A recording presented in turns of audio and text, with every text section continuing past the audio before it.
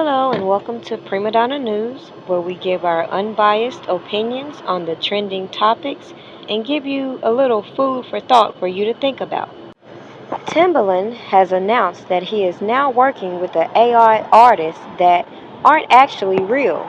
The iconic producer has launched Stage Zero, an AI focused entertainment company, and comes as a result of him experimenting with the AI program Sono. He reveals that the company has signed the first ever AI artist who is being called TaTa. Speaking to Billboard, he claimed that this will lead to a new genre of music called A-pop and detailed how the songs for the AI artists are made by putting demos into Sunu, which then turns them into voices and melodies without using actual singers of musicians. Now, when I see this type of trending news, I think back on all the artists who have been exploited in the industry, who have followed these blueprints in aligning themselves next to artists and then looking kind of crazy when we see certain agendas being pushed on these platforms. You see, it's one thing for these celebrities and artists to be exploited within the industry, and it's a whole nother matter when you see a lot of criminal activity being exploited through these stories that they've scandalized attached to these certain celebrities.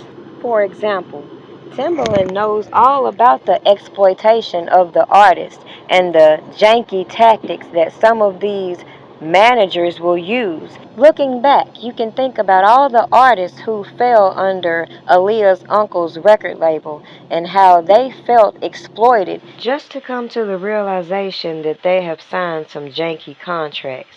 And then when you see these artists come to the public and express their concern for all of their residuals that they don't see, you won't have that effect when it comes to these AI artists.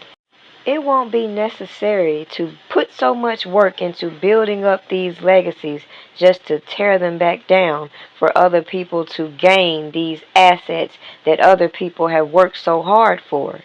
These are the things that comes to mind when I look at a lot of these artists we've seen in the past, especially when it comes to those who were once linked to some of these storylines that we heard against Robert Kelly. It should say a lot that people have felt that technology has progressed so much now that they no longer need the artists. They could just use this technology to build up these artificial artists and reap all the benefits. Most importantly, you don't have to position any young girls to try to leech off the next person's name.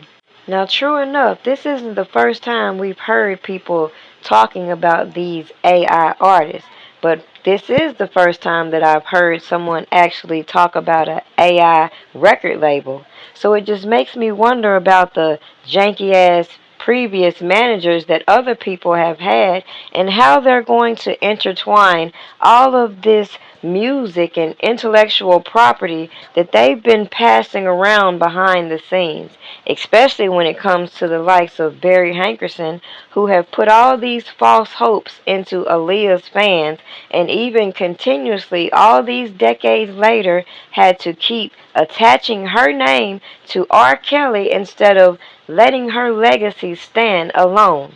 With all that said, drop your comments below. I want to know what you think on this topic.